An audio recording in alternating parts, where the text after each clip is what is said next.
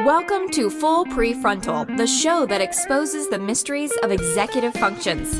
This show is a collection of conversations about the role of the prefrontal cortex, which impacts your focus, planning, problem-solving, emotional balance, and independence. These conversations will introduce mental tools that will empower you to shift your mindset for a successful life. And now, here's your host, Juliet Haarbauer-Krupa. All right, welcome back to Full Prefrontal, where we are exposing the mysteries of executive function. I am here, as always, with our host, Juliet Haarbauer-Krupa. We get Dr. Juliet Haarbauer-Krupa back on the show today. I'm looking forward to the conversation, Juliet. Yes, good morning, and great to be with you, too. And Todd, have you ever put together anything from IKEA? I actually have not, but I've heard plenty of horror stories. Well, it's an experience, let me tell you. The reason I talk about that is when we buy and, self-assemble kits, and they always come with a manual and instructions and visuals, and you sit down, it may be tedious and complicated, but at least there's some guidelines and something that allows you to put those things together. So when it comes to traumatic brain injury or brain injury in general, or any anomalies where we have to kind of reconstruct a path, building things, repairing things versus restoring things. And that's the parallel that comes to my mind, but not necessarily it comes with a manual. And that's why having experts who understand the world of rehabilitation and how to bring, skills back into focus and how to help people restore their lives becomes so critical. And most importantly about this process, I feel, is the culture, which is a mindset. What do we say to people who are going through this process? How do we handle people who are slight than perfect or less than perfect the way they would like themselves to be? And finally, I think, how do we process all the things that need to go into helping somebody return back to full, meaningful life? And that's why I am looking forward to my conversation with Julie. So here's a little bit about her. People who heard her already know, but Juliet Haarbauer-Krupa is a senior health scientist on the traumatic brain injury team in the Division of Unintentional Injury Prevention at the Injury Center at the CDC. As a behavior scientist, her role on the TBI team is to devise research projects and products to better understand trends in TBI in the United States and to promote health outcomes for individuals living with traumatic brain injury. She is a project lead on the reports to Congress, the management of traumatic brain injury in children, and the return to school projects in the division. Recent publications include a report on the life expectancy and employment outcomes for moderate to severe traumatic brain injury, PTSD, in mild TBI, point of healthcare entry for children with concussion, and talking to young children about concussions, and so on and so forth. She has 30 years experience and has authored more than 20 publications and presentations in the area of traumatic brain injury, with the specific emphasis in the rehabilitation of pediatric population. And she is a great friend, and I am excited to get to collaborate one more time with her. So we are so fortunate to have her come back and talk about rehabilitation. No doubt about it. If this week's conversation is as informative as last week's, we're in for a treat. So here is Juliet's second conversation with Dr. Juliet Haarbauer-Krupa. Welcome back, Julie. Such a delight to have you back. And now I get to ask you more important questions, such as what do we do about traumatic brain injury and concussion and mild traumatic brain injury? What's the process of treating a traumatic brain injury? Well, the first step is to see your healthcare provider for a diagnosis. And as we are recommending, we just recently released at CDC guidelines for diagnosis and management of mild TBI in children. But in that, we are specifically suggesting that there's a discharge plan for return to school for children, return to play, so that you not only get a diagnosis and documentation, but you get recommendations for what you should do, how to follow up. That's very important across all healthcare providers. So people go to the ED, that's important to get follow-up. Their primary care providers, neurologists, wherever you go, it's very important to get follow-up. Now, what types of, I see you mentioned therapy, so medical management and therapies, I think they're often referred to based on a patient's symptoms And sometimes, especially with a mild injury, people might be sent home with a request to follow up. And when they follow up, that's when additional therapies or services are prescribed because they've had symptoms more than 24 hours. So I think it's really important for individuals to not only seek a healthcare assessment, but also follow up, particularly if they're experiencing symptoms past the point of when their healthcare provider told them they should be recovered. So this is a little tricky question. Why there is an inter-practitioner variability?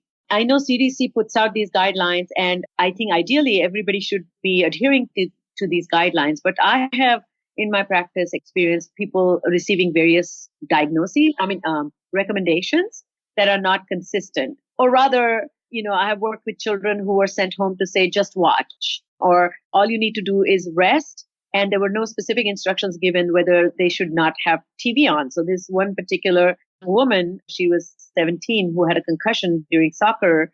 She was on bed rest, in quotes, for 2 weeks, and she watched TV the whole time. In fact, so low cognitive activity, but, watching TV is a cognitive activity. And so that I find that there's a lot of still inconsistency between practitioners. And I don't know, how does CDC gets its word out? Yeah, thank you. That's a great point. And we have heard that same feedback from a variety of partners, from schools, from healthcare providers, that especially parents who'll say, my primary care physician told me this, and then when I went to a specialist, they told me this. What do I do? And we just released those guidelines in December, and they're on our website with tools, and we just implemented a training for primary care physicians for children, recognizing that for more mild injuries, that's who is seeing these kids or may be seeing these kids. So I think we're trying to disseminate and improve the continuity of care and the consistency of care. But if you look at our entire country, we have a lot of healthcare settings. We have academic medical centers, large-scale medical centers, and then we have rural hospitals. So it's going to take time to get the word out. But we're working on it, and I think podcasts like this get the information out, and our stakeholders help us get that information out as well. That's great. And I really was thinking about this, that what about public announcements? I don't see lately, of course, we are bombarded through so many channels, but 10, 20 years ago, there used to be a lot of public announcements about various things. And I feel TBI is one of the disorders that never gets that kind of attention, even though I don't know a single person who may not have heard or known somebody who has hit their head, whether seriously or not. Yeah. I feel the common sense knowledge is very poor amongst laymen. They tend to use their conventional wisdom when it comes to what steps they take, just like we were having a conversation with our producer, Todd, before. Yeah, and I think you're absolutely right. I think lay people tend to use their experience and their opinions about seeking medical care and following up. Absolutely. One of the ways we're trying to get out information is through social media. CDC Injury Center has a website, and we also have our Heads Up website we're on Facebook and Twitter, multiple forms of social media. So that's one way to get the information out, and we are active in that arena. You mentioned public service announcements. That's also a possibility. I think that requires more funding, and that's something for the future. But right now, we're really working through our social media channels and our stakeholders. So we work very closely with the American Academy of Pediatrics. We work with them to develop this training. And so it's not only on their website and being promoted internally through their group, but also on ours. So, and we work very closely with the Brain Injury Association of America and the United States Brain Injury Alliance, and another group called NASHIA, which is the National Association of State Head Injury Administrators. So those three groups help us with this dissemination across the U.S. So partnerships and social media. Fantastic. No, that's great. It's great to see CDC out there in social media because we need this kind of information. So now there's a lot of cognitive, emotional, behavioral, and social changes, and of course, physical changes after a traumatic brain injury. What kind of different therapies a patient needs? Well, it depends on what they're experiencing. I think individuals who have a moderate to severe injury may need more than one type of therapy. They may need physical therapy for motor skills. They may need occupational therapy, and they may need speech and language therapy to work on their communication and their cognitive skills. Physical therapy, I know even for mild brain injuries, is now working on balance and vestibular function. There's been more recent diagnosis of ocular motor issues that are requiring either physical therapy or working with an ophthalmologist or an optometrist to improve that. So I think what physicians refer to is based on the patient's symptoms. So what's the bottom line when receiving or taking into consideration what will make the patient receive all the therapies that he or she needs in a timely way, and that will make an impact? Well, that's a good question. I think at the time of injury, depending on the severity, so people with more severe injuries are going to demonstrate more severe symptoms that their physician would be more likely to refer for therapies. However, their receipt of therapies is dependent on their insurance funding. So it boils down to need and whether they have availability of funding for those services. And I think that's true even for more mild injuries. Physicians must document a medical necessity for them to be able to be eligible for insurance funding for services. Got it. So now let's talk about my favorite topic, which is cognitive rehabilitation. And you and I have done this, I have done this with patients for a long time. So can you help define cognitive rehabilitation, and how is it different for children compared to adults? That's a great question. So cognitive rehabilitation is defined in many ways, but I refer to it as a system of therapy that works on thinking skills.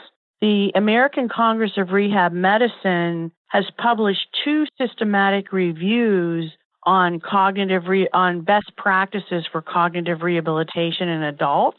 And the Pediatric and Adolescent Task Force is currently working on a systematic review for children to see what's available in the literature on interventions for children to make recommendations. It is skill building, it's developing compensations, and it's getting people to look at what they have to work on to improve their cognitive abilities.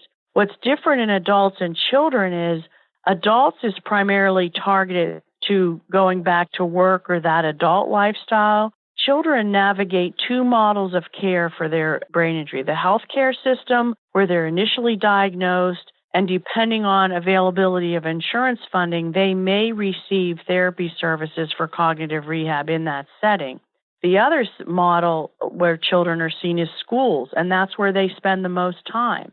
Schools are mandated to help children learn, which is still working on their thinking, but they don't call it cognitive rehabilitation because that's viewed more as a medical term, but they still do very similar things working on learning.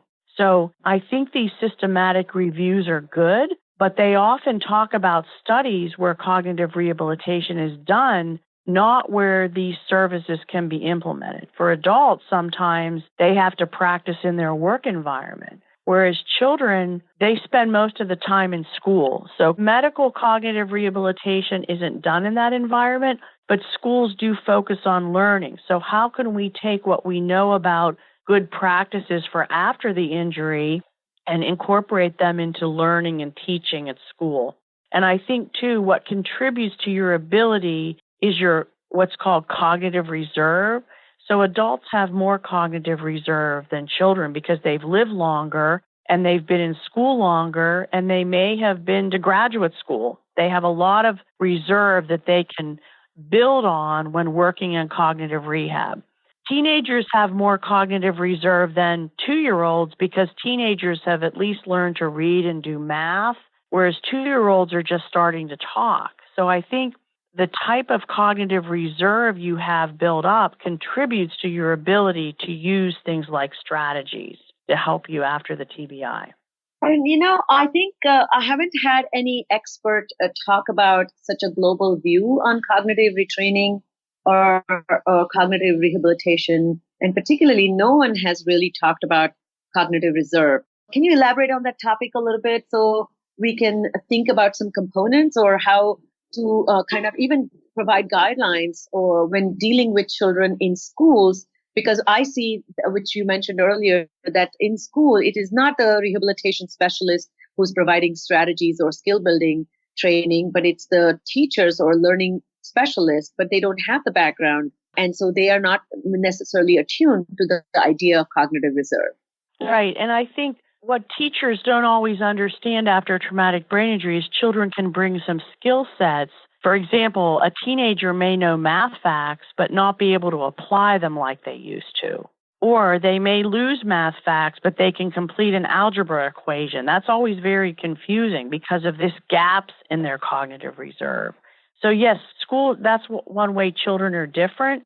Teachers are required to make sure children learn, but they don't always understand the implications of a traumatic brain injury on school performance. And I know people like Dr. Ann Glang at University of Oregon. She runs a Center for Research on Pediatric TBI, and she's done a lot of investigation on teaching strategies and practices that might help children with TBI. So there has to be a melding of that culture of addressing medical needs related to cognition to school needs related to learning for children. So we start getting into the granular picture of how to implement the treatments. And is there consistency and is there like a unifying understanding in all areas or experts how to do that? Because I see a lot of variability between practitioners, the kind of information that they have received, the kind of experiences they have. And then they again tend to tailor their approach to that child or adult's need based on what they know, which may not be adequate. So there's a lot of interpersonal variability again. I agree with you. And a lot of that is, I think, a traumatic brain injury, the impact of it on learning and lifestyle isn't well understood across all people who interact with individuals who have this brain injury. Even in the workplace, someone who's walking and talking okay, but may have changed in their thinking, it's a surprise. And in schools, Dr. Glang has documented how teachers don't always get they don't get pre-service training. So in their training to become a teacher at the undergraduate level, they really don't get information on traumatic brain injury, and they also don't get it when they're teaching. So there is inconsistency about how this is applied across domains. So you are a speech and language pathologist at heart. So how does your background and training, and particularly your clinical experience, inform your scientific research when it comes to the way cognitive rehabilitation is done and the way policies, I don't want to say policies, but the information that you're gathering at CDC? Oh, thank you. Well, I'm very lucky that I've had the privilege of working and interacting with individuals who've experienced a traumatic brain injury because they have taught me a lot about what to look for. And I think one of the things that I did since I've been at CDC is I wrote a paper on the models of care that children navigate and the gaps between them, because that wasn't out there. People write about what happens in healthcare settings, what happens in schools, but nobody talks about the fact that this is a continuum of care for children. And there's gaps in communication between the healthcare settings and schools. So, for example, healthcare settings may not know what's going on at school, and schools may not get the information about the child's brain injury, which is conveyed to them by the parents. Parents may not choose to report it, or they may not have adequate information from their healthcare provider to take to the schools. So that paper, I think, that I wrote before we did our report to Congress on the management of traumatic brain injury in children, talks about those gaps and the importance of bridging those gaps. And I really learned that from clinical practice because, as you mentioned, you see that parents are told different things, adults are told different things, depending on their provider and how to manage their expectations. So that's one thing I did. I also enjoyed working with traumatic brain injury model systems where we looked at their data and wrote some papers on social and employment outcomes for individuals who experienced a moderate to severe TBI. We also have a book on our website on outcomes that shows improvement in decline over 5 years that I think can be very helpful. So what I'm doing at CDC is informed by my time in clinical practice because I'm able to say, okay, this is what I saw as the need. People said this is a need, so we need to get some research and data done to help them get their needs met. Because I think research and publishing data informs policy, it informs healthcare, it informs a lot of places that people need to get help. And I personally want to thank you for making this contribution to the field and particularly this invisible gap. You are the champion for these children and adults who, as it is, suffer from this invisible hidden injury, if I may say so myself. And I know it's going to take a while for everybody to come on the same page, but I think this kind of effort, and particularly your lens being informed by clinical practice, really adds tremendous value to the work you're doing. So I'm so grateful for your commitment, honestly. Oh, thank you. Thank you. And that's my motivation to keep working too. Yeah, so let's, I have a few more questions. So we talked about the cognitive rehabilitation and the learning in the brain. And is that different from the way somebody who is an adult who is trying to make academic reentry versus professional reentry versus job entry? Does the cognitive retraining change based on the context where the person is going to function? That's exactly right. And especially if they're going into a new learning environment. For example, in adults who had a brain injury but have decided to go back to school, that may be new learning of information, which is particularly impacted by cognitive changes, whereas someone who's been a career person and has the content already learned, that's not new learning when they go back to work. Got it. Someone who's a skilled programmer, for example, and they've worked in the field 5 years is different than someone just starting to school in computer programming. And that relates to cognitive reserve, as we talked about before. If you have a degree in computer programming and you've worked a few years, you have a reserve of your learning and living with your learning in a job situation, whereas someone who's just starting to school is facing all that new learning. They don't have cognitive reserve in that topic area. Got it. So do we now have a good understanding of relationship between changes that come after TBI and mental health, and people who have had a tendency to have mental health challenges? Do they get exaggerated after traumatic brain injury or vice versa? That's a good question about mental health changes. I think what you'll see in the literature for adults is that people are starting to report increases in depression, anxiety in adults. I've seen that in the literature. In children, our paper on prevalence shows a higher association of those kinds of conditions in children who have a lifetime history of TBI, but there's not been a lot published on children that they necessarily develop those characteristics after the TBI. Much more work needs to be done. Many years ago, I read a paper, and I don't even now remember the name of the author. I think Tom was his first name, but he wrote about, he was a psychologist, clinical psychologist, and he talked about something called shaken sense of self. And so after a traumatic brain injury, a lot of individuals who, particularly in the mild traumatic brain injury category, never get proper information or are not diagnosed properly or do not receive the support and care in the beginning stages of their post-traumatic period. They develop this altered sense of competence, and they are left to reconcile that within themselves. And that causes incredible changes in the way they proceed with the rest of the life. And that has always struck with me, this shaken sense of self, that I feel that some of these problems that you're trying to tackle and study at a global level are so important because there are people who are not living their lives up to their potential, but they don't have a quite definite understanding of why, but it could be related to traumatic brain injury. Yes, it could be. Or if they have a family history of conditions, this is where it gets muddled. So they may have a family history, they may have previously maybe had some symptoms, but were not diagnosed, and then they have a brain injury and it exacerbates those symptoms. So there's all these complex issues on looking at individuals after the TBI who may develop mental health issues. What we know that TBI does is that it changes your brain physiologically and also changes your ability to regulate your behavior. And so these kind of things can come up as a result of the injury, but particularly I think if you have a family history or pre-injury history of these things, they may become more prominent.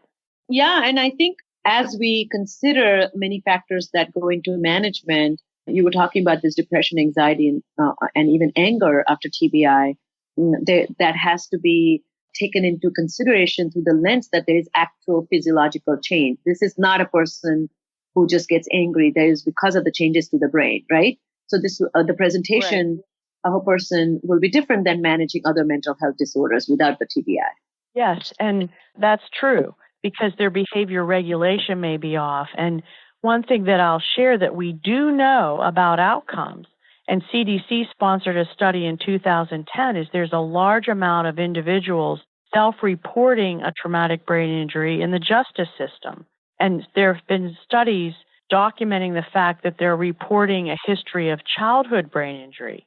They're in the justice system. So we know the rates of self-reported traumatic brain injury in the justice system are high. They're between 60 and 80%. And that tells you that behavior regulation, and we can't say, the TBI caused them to enter the justice system, but we know there's a high rate of a history of it. And we don't want people to end up there, but we do know that a traumatic brain injury can change your behavior regulation. It can make you more depressed. It can make you more anxious or more violent, as you mentioned. We want to try to prevent people from having those kind of outcomes. So as we end our discussion here, what are some of the good resources that you recommend for managing TBI? Oh, that's a great question. Well, I do recommend our CDC website. There's a couple of things I want to point out to. One is we have a heads up campaign that we actually talk about what should be done at the time of injury, particularly for children. We also have some reports to Congress. So there was one done a few years ago that talked about epidemiology and rehabilitation for all ages, but it's a pretty big focus on adults. And we now have one that was released in February of 2018 on the management of traumatic brain injury in children that also gives opportunities for action that I think will help people understand better what's needed. So those are two things on the CDC website. I also will refer people to their state brain injury association, whether it's the Brain Injury Association of America, U.S. Brain Injury Association, to get resources. They're usually well connected in the state. And also the National Association of State Head Injury Administrators, NASHIA, on their website has a traumatic brain injury lead agency for every state in the country where people can go to get resources on traumatic brain injury. And the last reference I'll give you is a site called brainline.org. It's run by Public Broadcasting in Virginia, and they have some very good resources for families on how to manage traumatic brain injury. So I think there's some out there at a national level where people can reach out to get help. Well, fantastic. Is there anything else that I have failed to ask you that you think may add value? I would love to hear that. Well, I think some individuals who experience an event that causes a TBI may not seek health treatment. And I think it would be helpful to understand how to encourage people to seek treatment if they have an event so that they get it documented and get it diagnosed properly. The other thing I say that we're working on is how to prevent traumatic brain injury. So I mentioned our motor vehicles team and our falls team. We are also looking at preventing it in sports. So I think prevention is one key issue, and also encouraging people to get a healthcare assessment if they've had an event where they hit their head. Fantastic. Thank you so much, Julie, for coming on this podcast today and sharing your wealth of knowledge. I am going to attach all these links and resources that you mentioned. And once again, I am so excited to have you, and I'm so proud of you, particularly what you are doing for our community. Thank you. Thank you very much. I appreciate the opportunity. All right. So once again, that was Dr. Juliet Haarbauer-Krupa. Yet another great conversation, Shuteta. So, some thoughts I have. I mean, the scope for treatment considerations is obviously very wide and has an awful lot of nuance to do. Yeah. Yes, and what a great conversation that was. And, I'm just going to give my little takeaways from my particular experiences with the traumatic brain injury, concussions, and rehabilitation, that wider the impact, greater the challenges, and more severe the brain injury, harder the process of recovery, and some changes are more permanent than the others. And one has to work on adjusting the outlook, assessing the goals, and then form a good plan. But the most important thing that people to think about is that it's if it's a children, we talk about children, then we talk about school reentry, social communication skills. If we're talking about adults, we have to talk about career and reentry, and then community integration. So first, we have to manage the medical condition itself, such as headaches and seizure, vision problems, coordination, and sleep. And sleep is such an integral part of building the brain, but often gets disrupted. And until somebody investigates that, that can be often overlooked. And particularly more independent individuals after traumatic brain injury become less and less they are in contact with comprehensive team. And their team then boils down to either a neurologist or a psychiatrist, and their visits may thin down to once a month or every 3 months. And these symptoms become less and less visible or more pervasive and part of some behavioral adjustment. And lastly, in order to build the person back into a state where they can manage themselves and achieve the goals that they set out for themselves, you need to build skills. You need to develop compensation.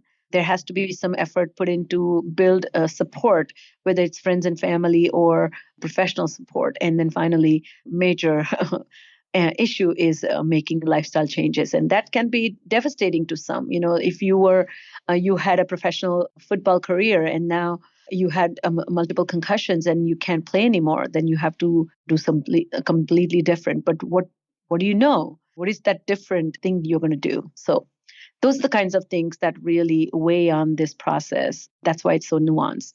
But it's important to understand that the social impact is profound and needs re-socializing, right? Yeah, and this has been my personal experience. And Julie also, she and I have talked a lot about this before in our personal conversations about patients, that to be human is to socialize. And socializing somebody sounds a little weird, but what it means is to have the skills that go into connecting with the world. And TBI is extremely isolating. When you have undergone changes, it can affect your motivation, or the very part of the brain that governs your motivation may be impacted and you're not motivated. You are lethargic, you are disengaged, you have a completely blasé attitude, but that's not because you are that person, but your brain is lethargic. And the second part is you may be inappropriate or you don't have access because people are moving on, they have fast lives. And suddenly your world has come to a complete stop because of your concussion or your traumatic brain injury. So taking part, being involved, being engaged, and being with others, all skills are compromised. And so this can actually lead to a problem in finding enjoyment and finding meaning through social emotional connections. And that can be a true handicap. If your parents dealing with children with concussion and traumatic brain injury, then there's so many factors that one needs to consider and kind of re-socialize. For example, starting a complete new activity rather than going back to soccer. Soccer may not be viable. How about maybe theater, scheduling activities and taking and, hauling the child from different places, local places versus driving to specialists which are far away. All those factors and a lot of people are just tied to their office visits or doctor's visits, that their life becomes about that. And then that is also, pulls you away from your social circle. And lastly, you have to put some special effort in socializing, such as volunteering. I highly, highly recommend. A lot of my, next to my office, there's fur kids. And so I always recommend to my patients to go there. And I have gone with some patients there to kind of see how to volunteer or teach them, or gone with my video camera to help them understand how to be a good volunteer. But also there are clubs to join and after school programs, library programs, church groups. so many ways that engagement needs to be brought back. But this may not be something people are used to, particularly adults, if they had full careers and then comes along a traumatic brain injury and now they have to do something that is not part of their daily life. Yeah, no, it certainly is an adjustment. And I suppose it's important to understand that building, or I guess I should maybe even say rebuilding skills, is a really monumental task for people who are recovering from brain trauma, right? And yeah, that is what Julie and I specialized, cognitive rehabilitation is a focused, engaged, and task-specific and skill-specific training. So people like us work as coaches, just like you would go to a tennis coach to learn how to serve or how to return a serve, dominant hand, less dominant hand, how to kind of have intense practice with hitting the balls at different speeds. Those kinds of things are artificially created in the therapeutic environment. And these, in quotes, tennis balls at high speed is what we throw at our patients so that they get the backhand and forehand practice, which is a process of skill building. But lastly, and the most important thing I feel that we teach as cognitive rehabilitation experts is self-knowledge. That understanding self is the key to making changes to self. And that requires, in our field, we call it metacognitive training. But that's where we do evaluating self. How am I doing? Giving a series of questions and teaching people how to respond to questions posed by self, such as how am I doing? Am I on time? Do I know my goals? Am I directed, goal directed? Am I satisfied with the process that I'm following to achieve my goals? Am I aware of my hurdles?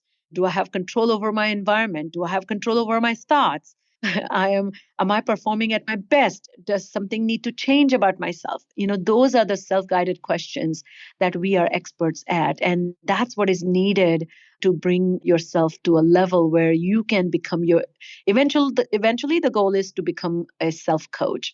How do I coach me to achieve the goals I have for me? And this very ability is impaired after traumatic brain injury. And that's why you need an expert like a cognitive rehabilitation expert. And that's why this work is so important and magnificent, and it brings great sense of satisfaction to me, at least. Yeah, no, the work is so important. And I guess I want to say something here. I mean, obviously, if someone a friend or a member of your family has a bad fall and there's a head injury, you need to take that seriously, right? I mean, it might just be a little black eye or a bump in the head, but it could be potentially more troublesome. So you need to pay attention to that, right? Absolutely. And I think that's where vigilance is not going to hurt, and kind of running it by somebody. And sometimes I have found that even making a record of it, because then that can be part of your medical history, and then it may resolve on its own. But if it doesn't, then you have a clear connection. A professional can make that connection on your behalf, which you may fail to do. Yep. No, that's the exact advice you gave me for a member of my family. So, all right. Well, great stuff with Julia. That's all the time we have for today. On behalf of our host, Sucheta Kamath, and all of us at Cerebral Matters, thank you for listening today. And we look forward to seeing you again right here next week on Full Prefrontal. Thank you for listening to Full Prefrontal, exposing the mysteries of executive functions. To contact our host, Sucheta Kamath, and learn more about her work on improving executive functions, visit her website at cerebralmatters.com. That's cerebralmatters.com. Tune in next week for the next informative episode of Full Prefrontal.